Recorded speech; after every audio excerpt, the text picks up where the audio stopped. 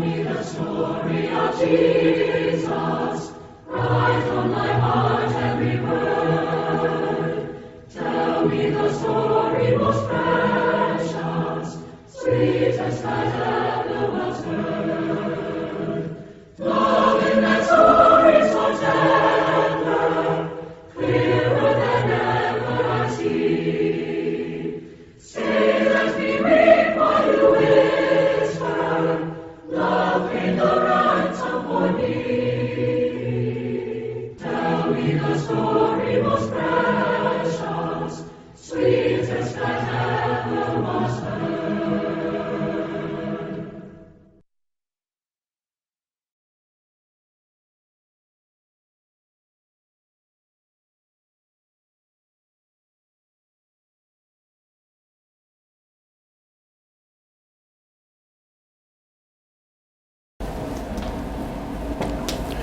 Okay, we're going to begin probably a 2-week series, I think, because today will be a little short because of the communion service, but we're going to talk about a subject that's not very happy for, it's not going to be happy for a whole lot of people. Let me tell you though that for those of you that are in this room that are children of God, you're not going to have to worry about this. This is the topic of hell. What is it? Where is it? Who goes there? Those are the kind of answers that I'm going to try to give you over the course of this. What exactly is hell? Now let me say something else to you that is something that I think you need to really hang on to. This isn't really in the outline or anything. It's just a point that I want you to think of as we're going through this. We all have loved ones that we care deeply about, that we see no evidence of salvation in their lives. I want you to understand that we do not know who the elect are. We don't even know if we are elect until we pass out of this life. We hope that we are, and those of us that show certain evidences of being elect are taught in the scriptures that we are, and that can give us hope. But we don't know about any of the others. If someone has never heard the gospel, how can we expect them to believe it? And we know that it doesn't get to everyone. So I want you to understand very well that when that day comes, at the end of time, when you're in glory, if there are loved ones, family members, dear friends, and associates that aren't there, you will never know it. You will never even know that they existed. They will not come into your mind.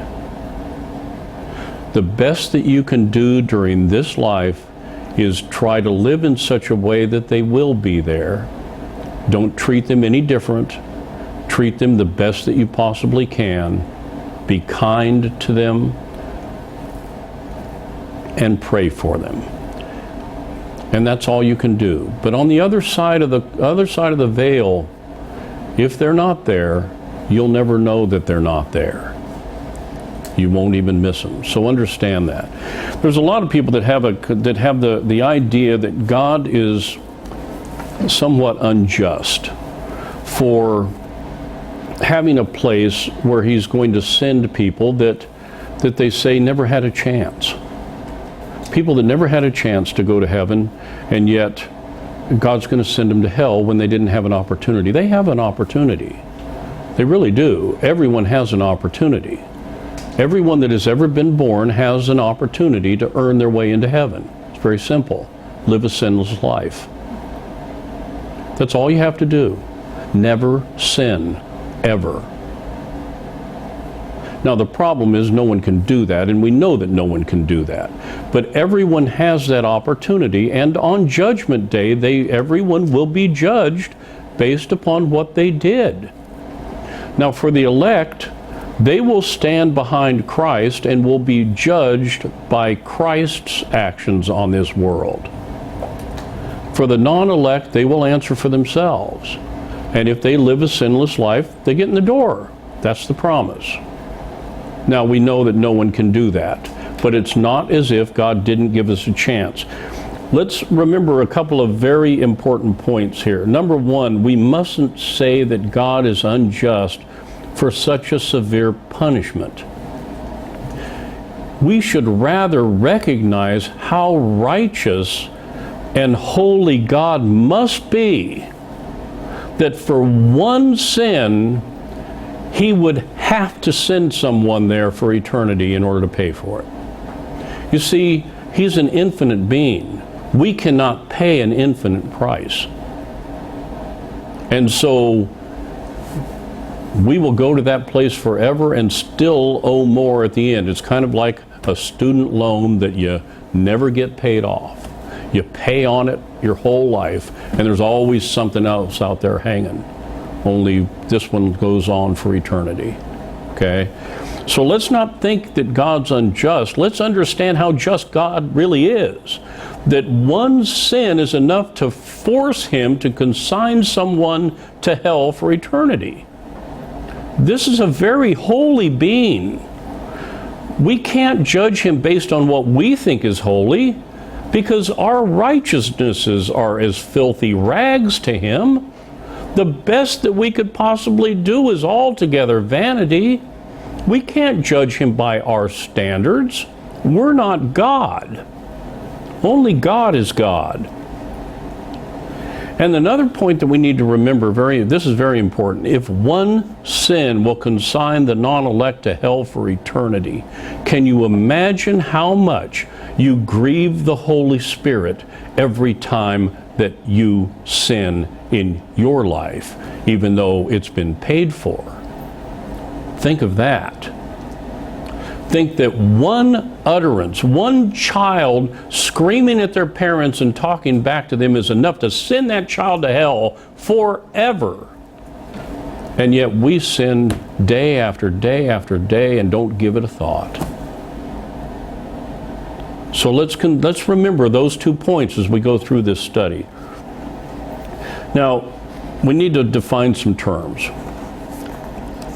Hell is the abode of the dead, the place of departed spirits, the infernal regions or lower world, regarded as a place of existence after death, the grave, the infernal regions regarded as a place of torment, the abode of devils and condemned spirits, the place or state of punishment of the wicked after death.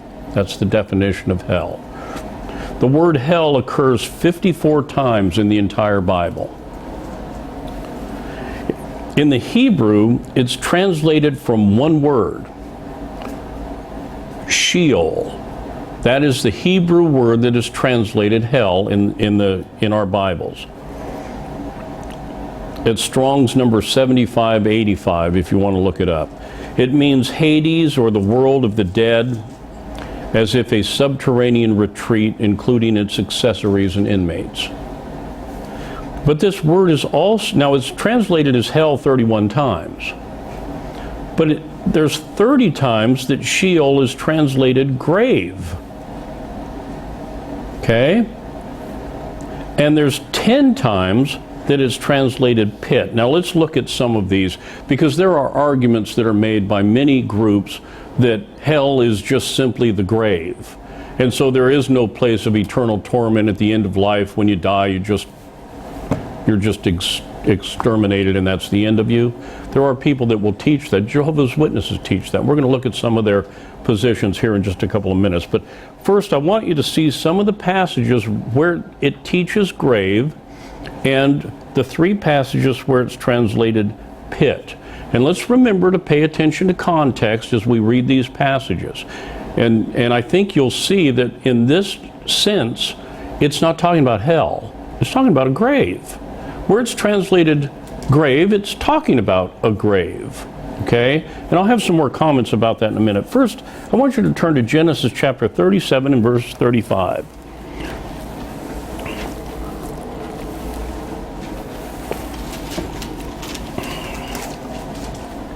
Genesis 37 talks about it's the story of Joseph as a young man, and his father had sent him out to find his brothers.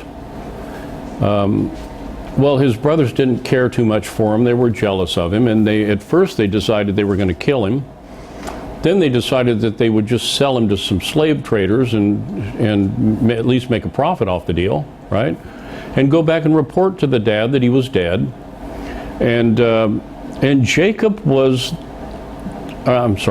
Joseph was the son of Rachel. Now you remember, Jacob had served 7 years for Rachel and ended up marrying ended up marrying Leah.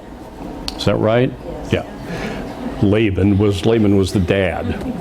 I almost got into a whole area that I don't want to go into. Boy, I hope I'll have to cut that out of the YouTube. So he ends up with the sister that he didn't want, and he had to serve another 7 years, 14 years in all, to get the wife that he wanted. Joseph was the son of that wife.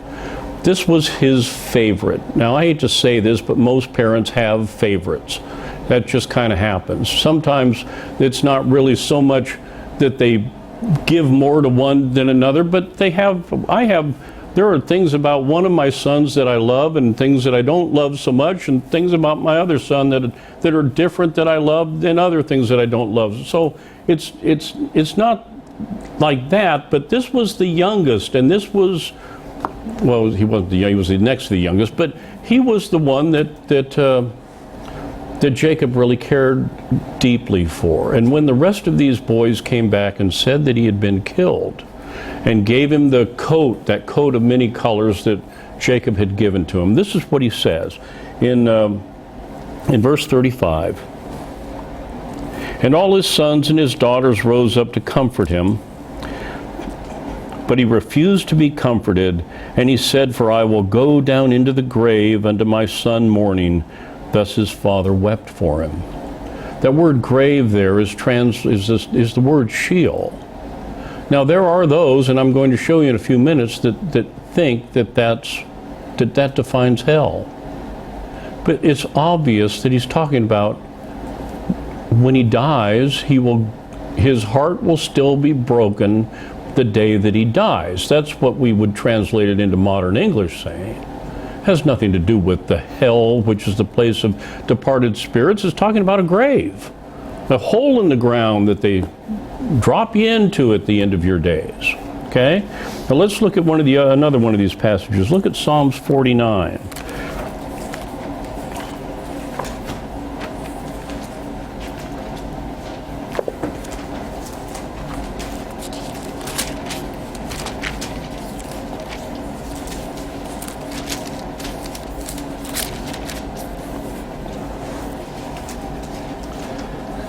In verse 14, where we read, like sheep, they are all laid in the grave.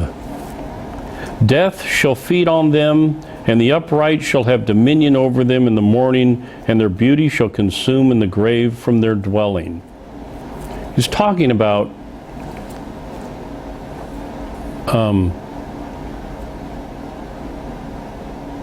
let's go back and get a little context here.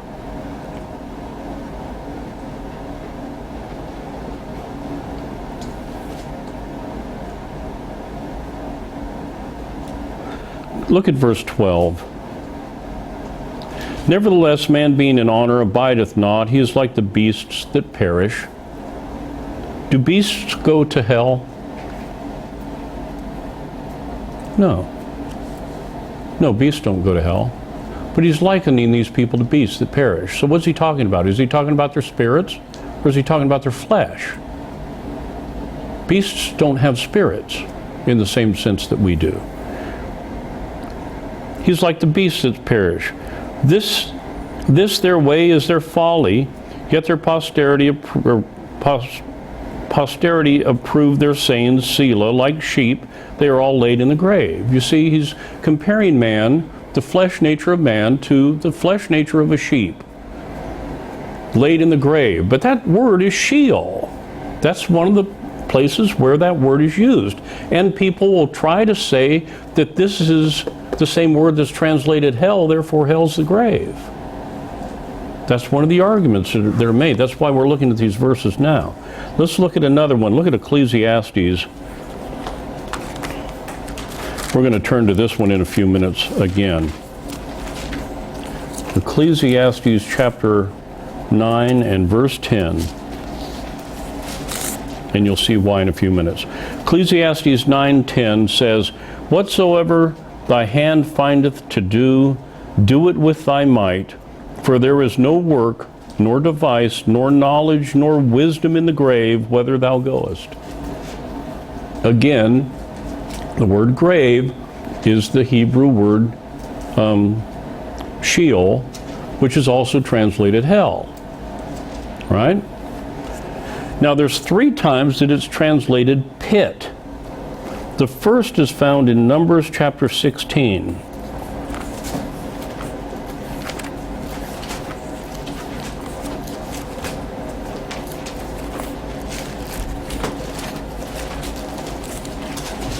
Numbers chapter 16 and verse 30.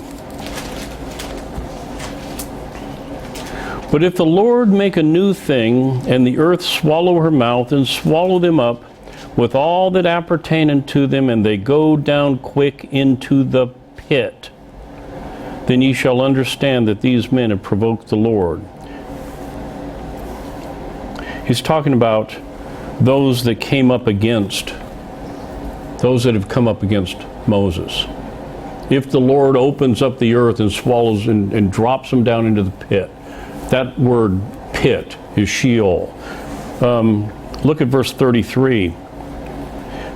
"They that all and appertained to them went down alive into the pit, and the earth closed upon them, and they perished from among the congregation." We're talking about Korah and all of his bunch. And the only other place where the word is translated pit is found over in Job chapter 17.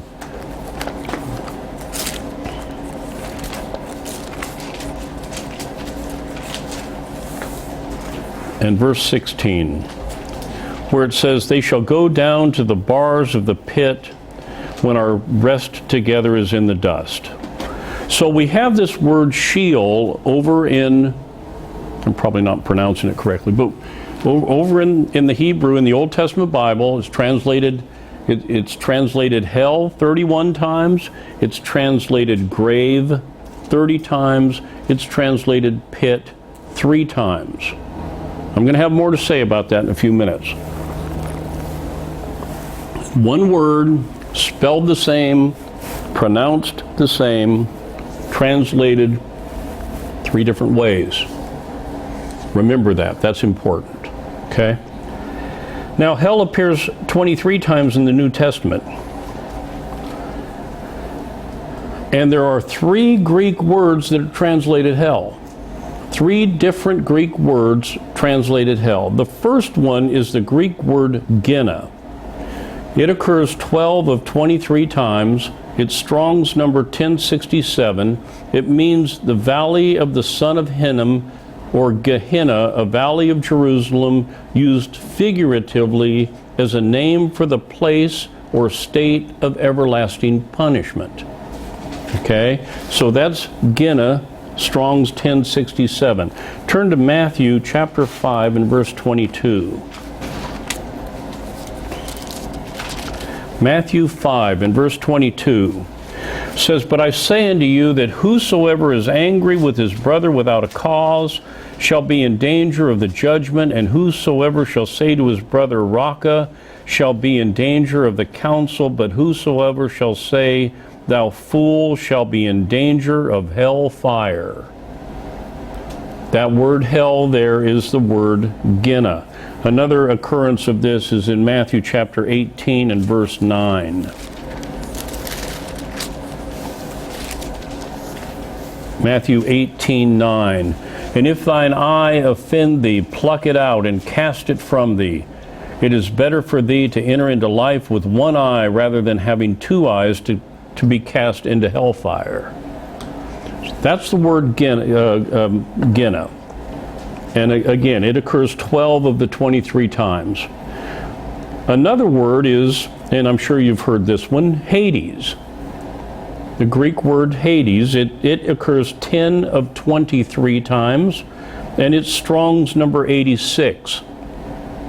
It means the unseen, i.e. Hades, or the place, state of departed souls, the temporary abode of the dead. In Matthew 16 and verse 18, we will see it. Matthew 16:18 says, "And I say also unto thee that thou art Peter, and upon this rock I will build my church, and the gates of hell shall not prevail against it." That is the word Hades. Another occurrence is found in Luke chapter 16.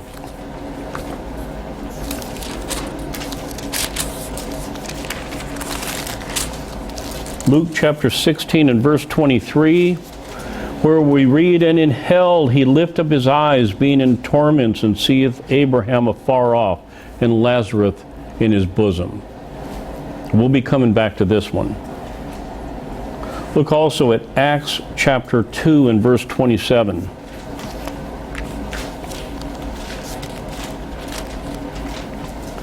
Where we read, "Because thou wilt not leave my soul in hell, neither wilt thou suffer thine Holy One to see corruption." That is the Greek word Hades. Now, this same word is translated one time as grave in 1 Corinthians.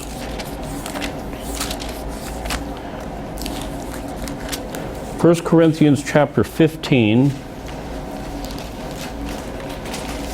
and verse 55. "O death, where is thy sting? O grave, where is thy victory?" That's the one time that Hades is translated grave. Okay? The other word that we have is only found once. The third word that's translated hell in the New Testament is only found once, and it is found in 2 Peter chapter 2.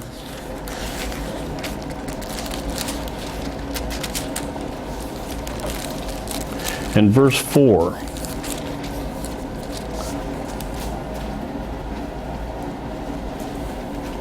"For if God spared not the angels that sinned, but cast them down to hell, and delivered them into chains of darkness to be reserved unto judgment." That is the Greek word tataro. Only occurs in this one place, translated as hell. Strong's number 5020 comes from tataros, the deepest abyss of Hades, means to incarcerate in eternal torment, cast down to hell. So those are all of the words that we have in the Bible that are translated hell, and some of the places where they occur. Now, since the word translated hell in the Old Testament is also translated grave, and since Hades has been translated grave once, some erroneously contend that hell is the grave. Jehovah's Witnesses believe this, and there are a bunch of others that believe this. They believe that when you die, they throw you into the grave, and that's the end of it. Done. Nothing after that. Now, this is taken from the Jehovah's Witnesses website. This is their position on hell and their arguments against hell. I want you to see what their arguments are. This is very telling, because this gives me an opportunity to show you how people twist Scripture around. And whenever I get an opportunity to show you what people do to twist it to make it mean something else, and then show you the magic trick so that you can see what the truth is, that helps to build you up when they come knocking on your door, right? So, one of their arguments is those in hell are unconscious, and so they cannot feel pain. Do any of you remember just a minute ago a verse that we read that talked about someone that was in torments, that lifted in hell, that lifted up their eyes and saw Lazarus in Abraham's bosom? Did I not read that somewhere just a couple of minutes ago over in the book of Luke? And yet they say that in hell, that those in hell are unconscious, and so they cannot feel pain. Here's their proof text. We read this one also. It's Ecclesiastes 9:10. You see, one of the tricks that they will use is to ignore any verses that contrary their position. And they'll find something in the Bible to hang their hat on and hope that you will not take the time to check it out. Because most people don't. They just listen to it and think, oh, this is great. There isn't a hell. I don't have to worry about that. And so here's their proof text. We saw it once before. And we already saw, and this is important too. Remember, we're talking about hell. This is their position on hell. Now the word in here is Sheol, which is translated hell, but look at Ecclesiastes 9:10 again. Whatsoever thy hand findeth to do, do it with thy might, for there is no work, nor device, nor knowledge, nor wisdom in hell? Is that what your Bible says? In the grave. In the grave. But since grave and Sheol, or grave and hell are both translated from the word Sheol, they assume that they always mean the same thing. Therefore, grave here must be referring to hell. I'm going to answer that in just a couple of minutes. Obviously here we're talking about the grave. We're not talking about hell. We're talking about, we already found a contradiction to this over in Luke about a man that was in hell that lifted up his eyes and saw Lazarus afar off in Abraham's bosom, and he was in torments. So clearly you are conscious, and we'll prove that again later on. So that's one of their arguments. Another, they only give that one proof text. That's it. Oh, this, you'll love this one. This is, we're going to go back and look at another verse that, or two that we already looked at. You probably don't even need to turn there because we've already looked at it. But one of their arguments is that good people go to hell. That's their argument. That Jacob went to hell. Now, you know where they got this one from? Over in Genesis. We talked about it a few minutes ago. Genesis chapter 37. And verse 35, and all his sons and all his daughters rose up to comfort him, but he refused to be comforted. And he said, for I will go down into the grave, and to my son mourning. Thus his father wept for him. So they say that Jacob expected to go to hell because the word grave is translated from Sheol, which is also translated hell. Okay? No, that's not what it means. Not at all. But that's their argument, okay? Let's see, look at another one. Job chapter 14 and verse 13.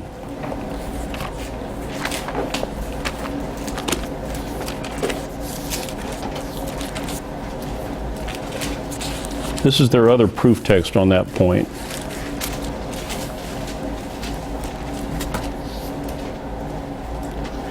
Oh, that thou wouldest hide me in the grave, that thou wouldest keep me secret until thy wrath be past, and thou wouldest appoint me a set time and remember me. So they say that Job thought he was going to end up going to hell, that he prayed to go to hell, that thou wouldst hide me in the grave.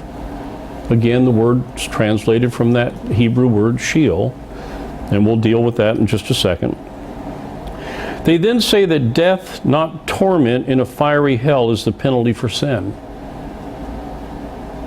Okay? And their proof text for this is found over in Romans chapter 6. They only have the one proof text for this one. Romans chapter 6.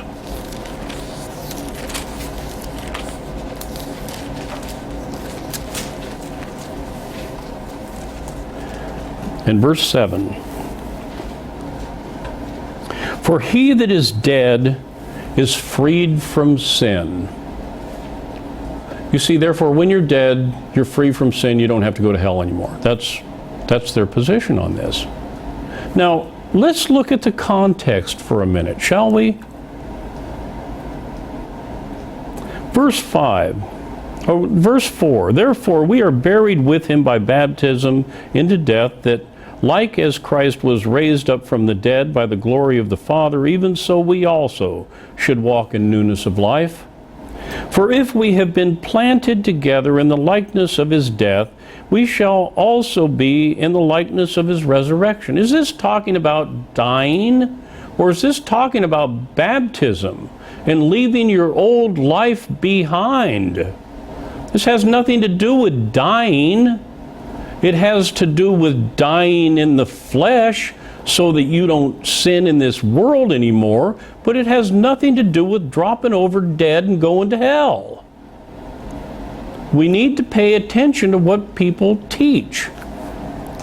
Now, here's another one. I love this one. Eternal torment would violate God's justice.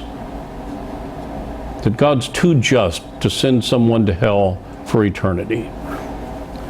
And the proof text for this, Deuteronomy chapter 32.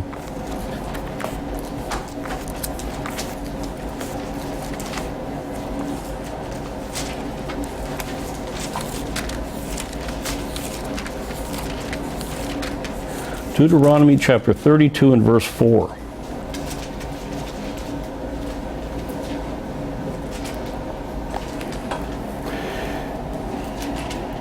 He is the rock. His work is perfect, for all his ways are judgment, a God of truth and without iniquity, just and right is he. And you're probably sitting here thinking, why did I call that verse out? I don't know. That's what they put on their website. That he's too just. In other words, this is their argument. He's too just to send one to hell. Look at Genesis chapter 3 and verse 19.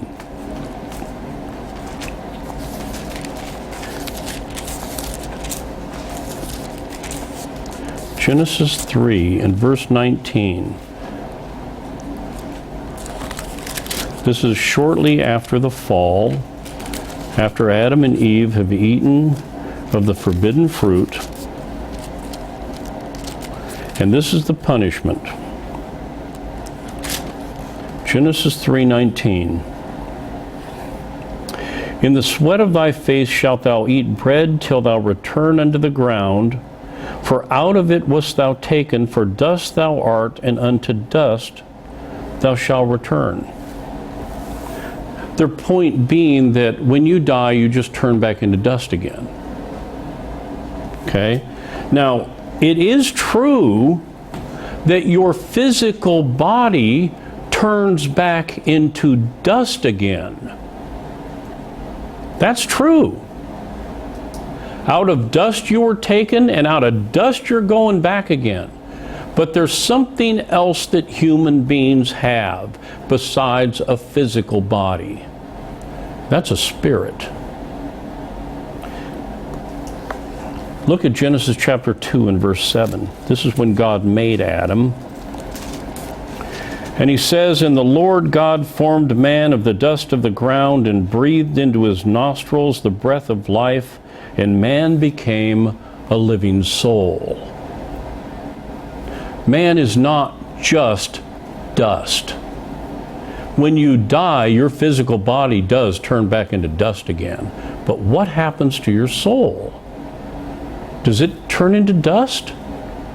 It wasn't dust to start with.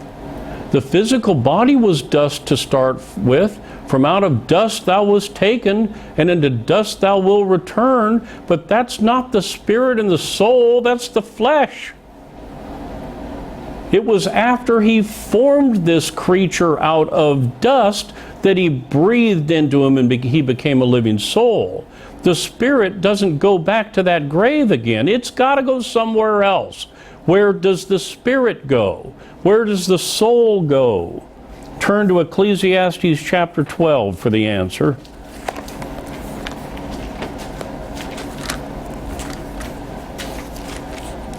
Ecclesiastes chapter 12 and verse 7. Then shall the dust return to the earth as it was, We're talking about the end. Well, let's go back a little bit.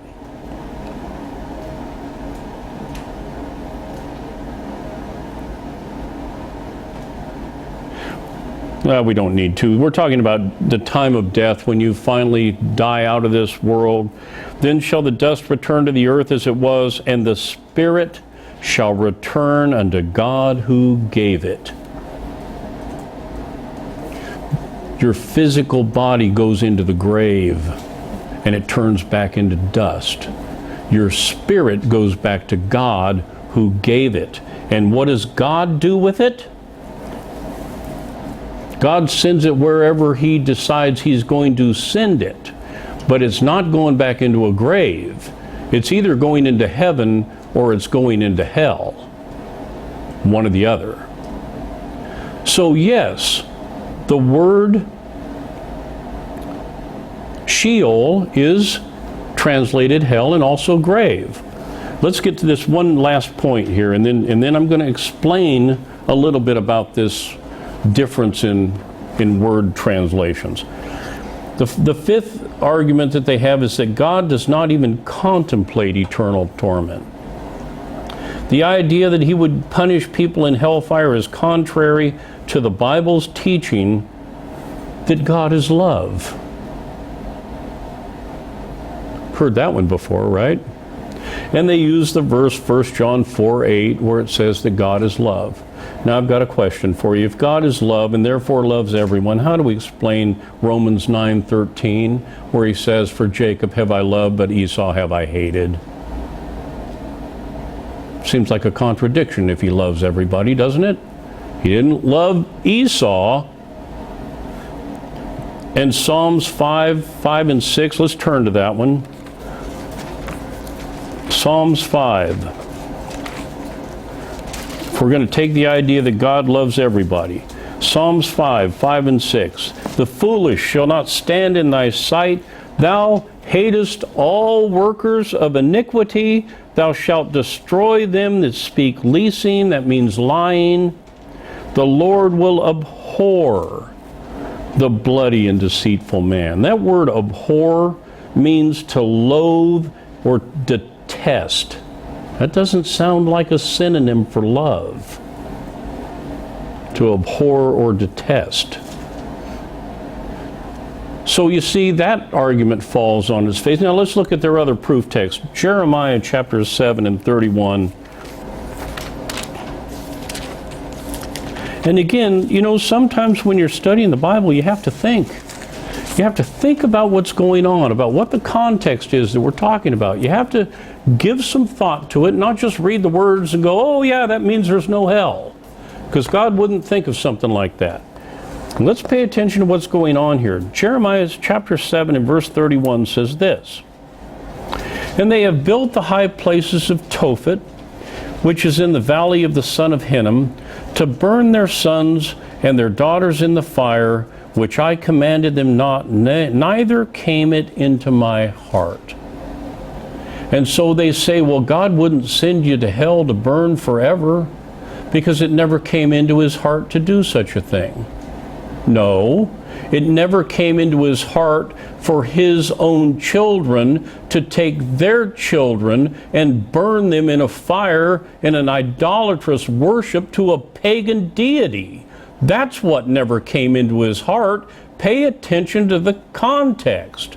Look at what the passage is talking about. This again has nothing to do with hell. This is talking about He never put it in His heart ever at all that people would be so disgusting as to burn their own children to a pagan deity. That never came into His heart. Has nothing to do with what's going to happen to the wicked at the end of time. Now, the Jehovah's Witnesses, this is their position. The Seventh-day Adventists teach that unbelievers will be annihilated and that hell is a temporary spot.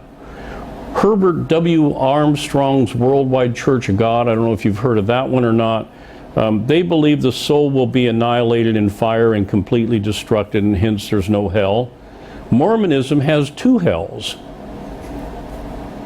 They have one for most people. But you're only there for kind of a short time, and then you're kind of like a purgatory thing. You're only there for a little while.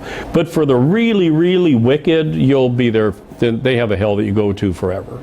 Okay? Now, there's a couple of things I want you to understand. All of these groups that believe this, when they come knocking on your door and try to convince you there's no hell, remember something about them. Number one, every one of them teaches salvation by works. Every single one of them. There's not one of them that teaches salvation by grace. They all teach salvation by works. Number two, every one of them is classified as a cult. Remember that. Okay?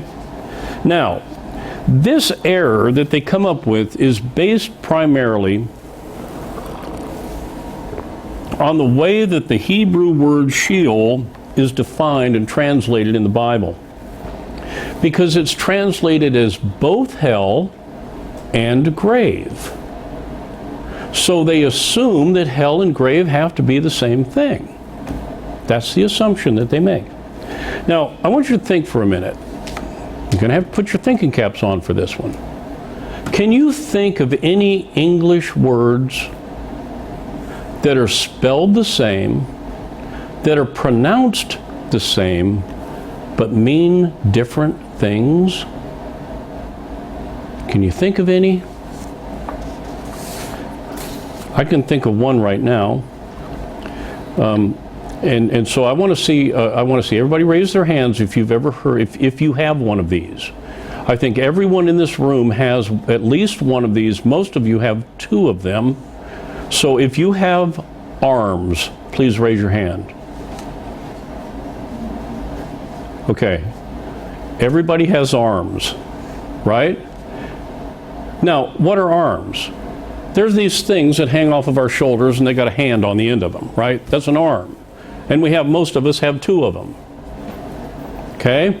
And that's why the Second Amendment of the United States Congress grants us that the Congress will not make any provision that the people have the right to keep and bear arms.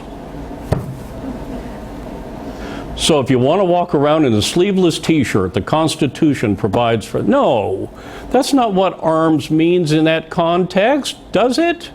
Why would there be so many arguments over it if that's what it was talking about? Do you think Barack Obama would spend half of his presidency trying to do away with people walking around in sleeveless t-shirts? No, arms is talking about guns. It's not talking about these things. But they're spelled the same, aren't they? And they're pronounced the same. If you come over to my house after church, you will notice that there is an oak tree out in the front yard. There's also power lines that run through the middle of the oak tree, and so the city of Lakeland is very kind to make sure that it's one of the goofiest looking oak trees on planet Earth, but it's an oak tree nonetheless. And if you walk up close enough to it, you will see something. You will notice that on the trunk of this tree, it has bark. B-A-R-K, bark. And if one of my dogs happens to see you as you walk up to the tree, you are going to hear them bark. B-A-R-K. Same spelling, same pronunciation, different meaning. We have an address where we live. All of us have addresses where we live, right? You think of the word address as being those numbers in the street name or whatever it is where you live, and then you think of something like the Gettysburg Address, which was a speech. Same word, two different meanings, completely different from each other, have nothing to do with each other, right? How about the word pitcher? Pitcher.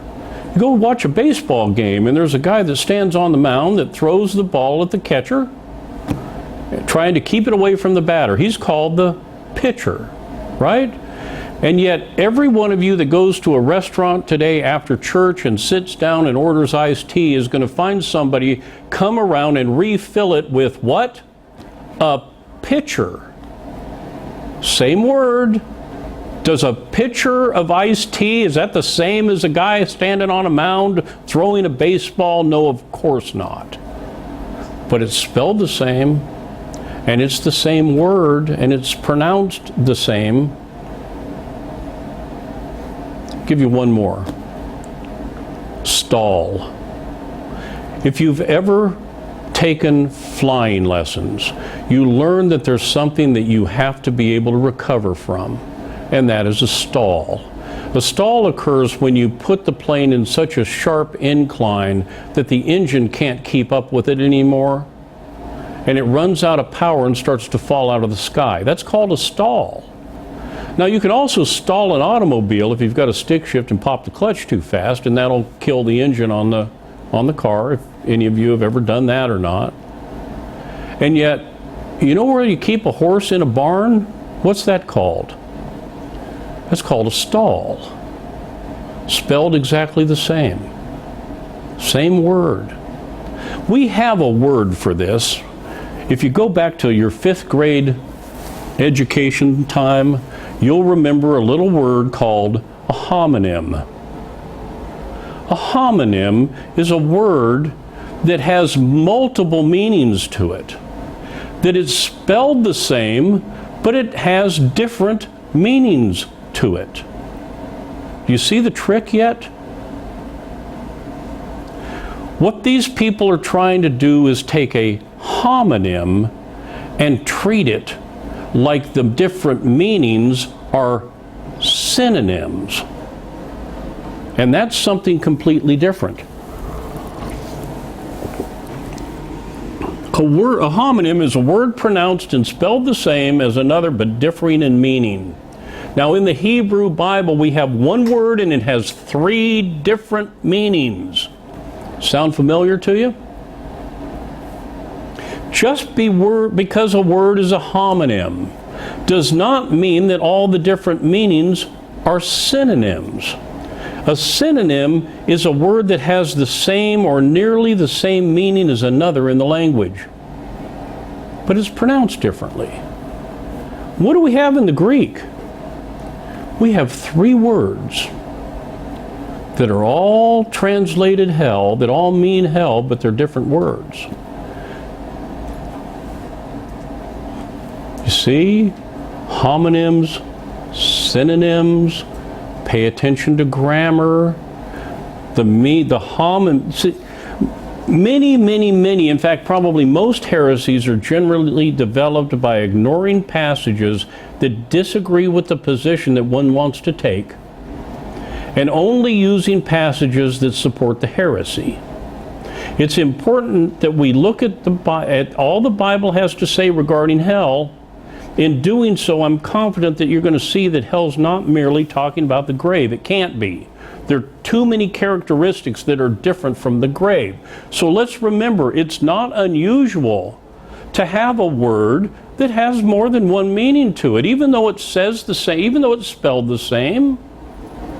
And so when the King James translators translated the Bible, they knew that Jacob wasn't talking about going to hell. They knew that he was talking about going to the grave. They were smart enough to write down grave instead of hell.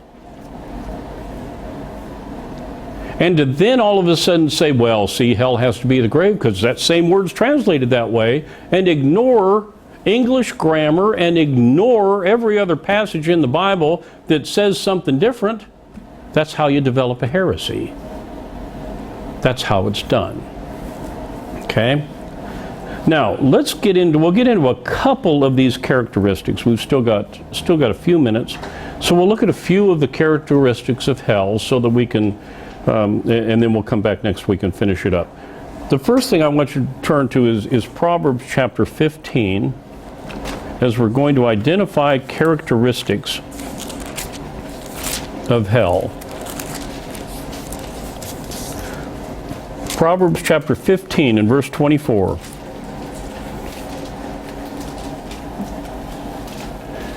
The way of life is above to the wise, that he may depart from hell beneath. Depart from hell beneath. Look at Isaiah chapter 14 and verse 9.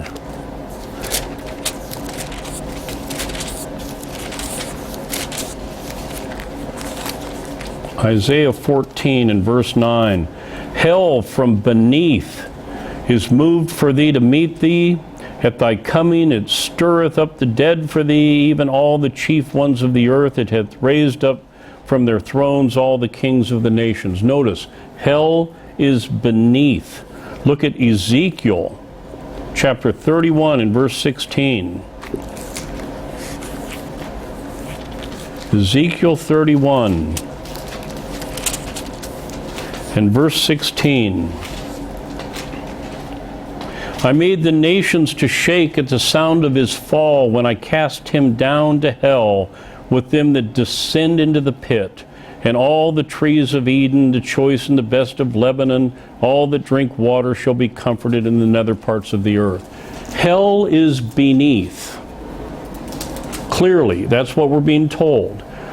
It's beneath us. Hell is below us somewhere. It's below the surface of the earth. That's where hell, and remember something, it is a temporary abode of the dead spirits. You do not actually go to hell for eternity. You go to hell until the day of judgment. After the day of judgment, those that would be cast into some place for torment are cast into the lake of fire. In fact, we're going to see later in the study that hell's even cast into the lake of fire. Hell is a temporary holding spot. Just as the righteous, when they die, go to heaven and live in heaven with God without their body, just their spirits there while their body's rotting on the ground, and they're there in a temporary situation until the day of judgment, when we're all put back together again, then you end up with your final destiny. But hell is a temporary spot located somewhere below the surface of the earth. Okay? Psalms chapter 55 and verse 15.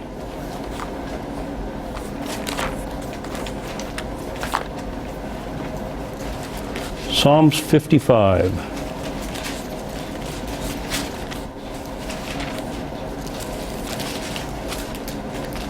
And verse 15 says, let death seize upon them, and let them go quick into hell, for wickedness is in their dwellings and among them. It is the wicked that go whose souls descend into hell, that go down into hell. And remember, your flesh goes into the grave and rots. Your spirit, if you're non-elect, goes into hell, descends into hell. Isaiah chapter 5 and verse 4.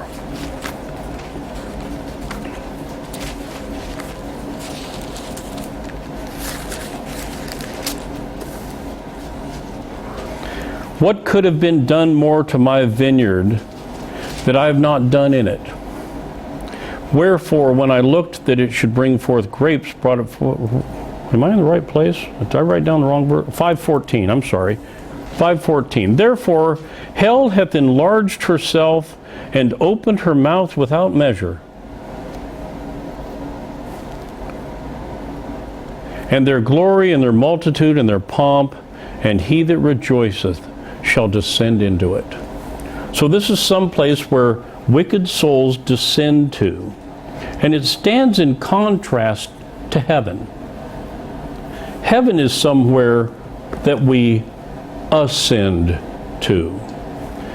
In Job chapter 11,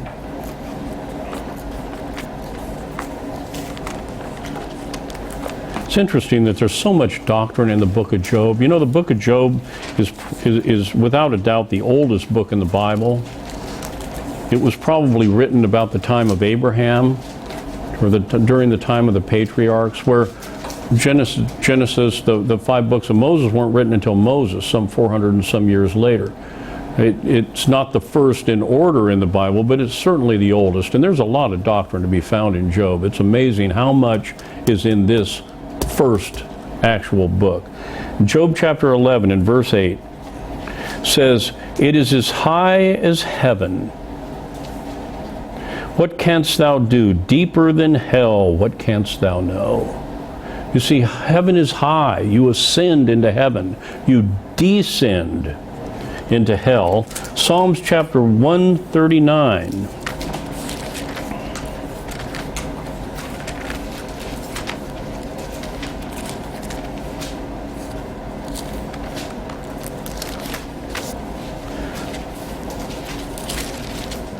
Psalms 139 and verse 8 says, "If I ascend up into heaven, thou art there. If I make my bed in hell, behold, thou art there." The point I'm trying to make is heaven is somewhere where you ascend. If you go to Amos, which is over in the Minor Prophets, Amos chapter 9 and verse 2, "Though they dig into hell, thence shall my hand take them. Though they climb up to heaven, thence will I bring them down."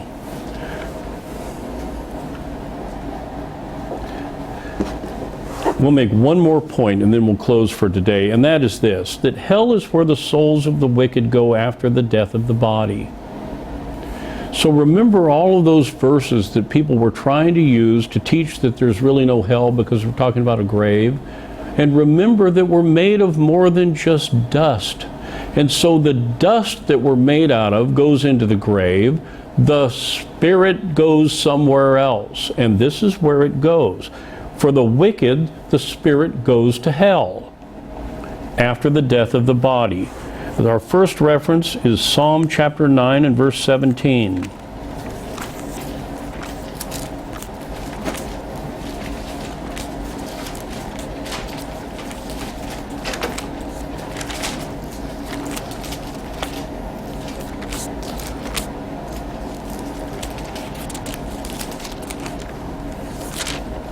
Went way too far that time.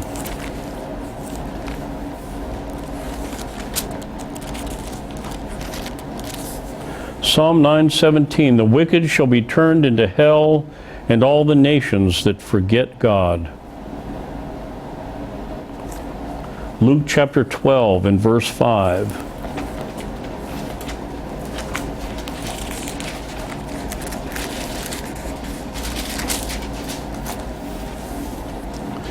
"But I will forewarn you whom ye shall fear.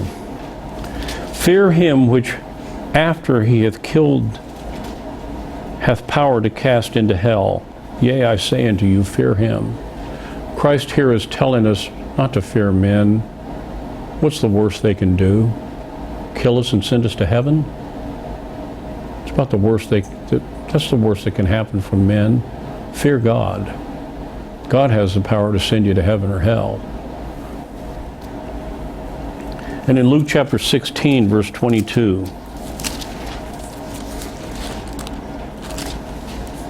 we read, "And it came to pass that the beggar died and was carried by the angels into Abraham's bosom.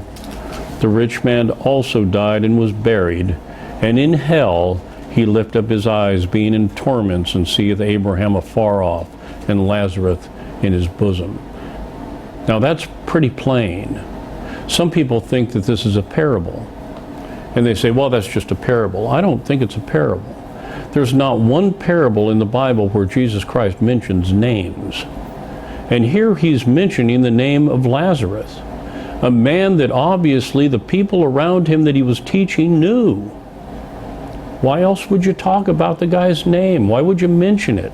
Unless it was someone that they were familiar with, that he was telling a story about someone that they knew. This was a historical fact, not a parable. And the rich man was in hell in torments, because that's where they go. When death seizes upon the wicked, they go down into it. We find this in Psalm chapter 55.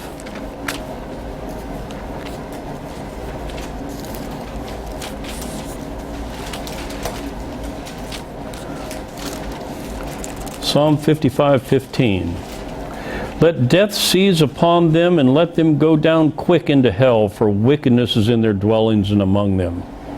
Remember, this is where the wicked spirits go at death. In Proverbs chapter 5 and verse 5,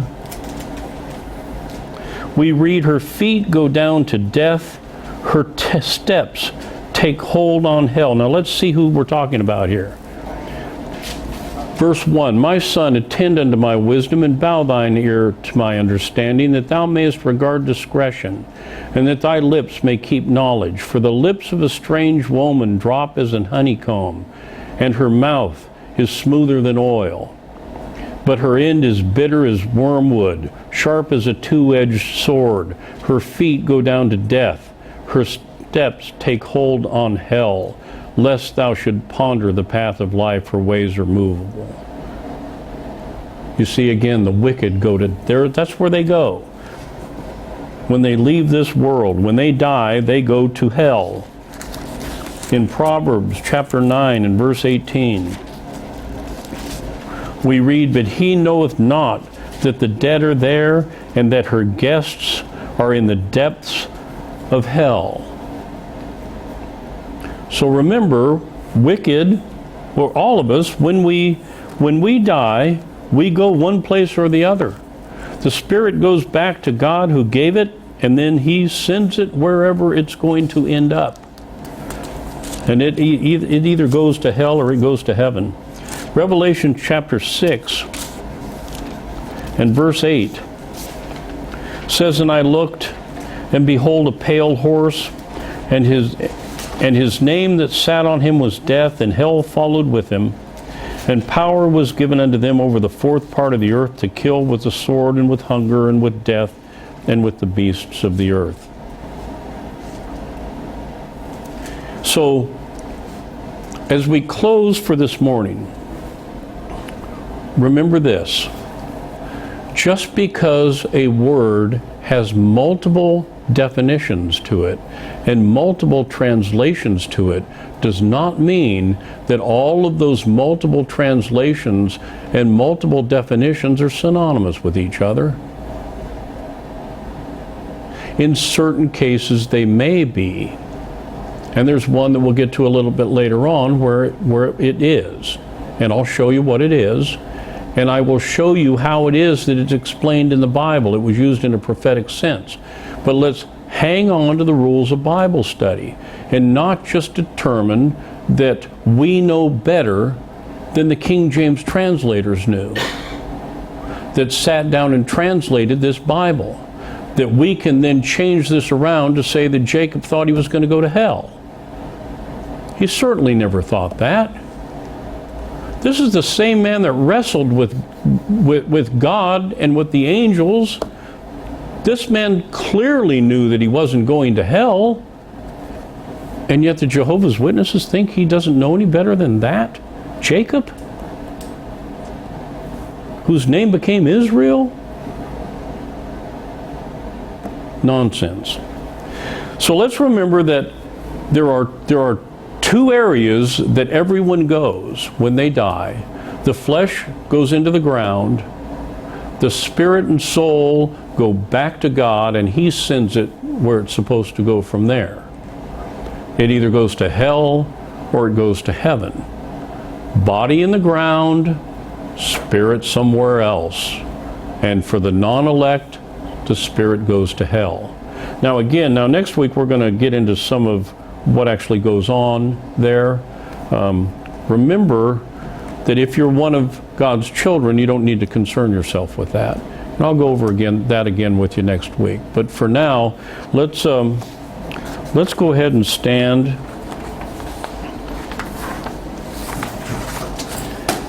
And sing number 228, and then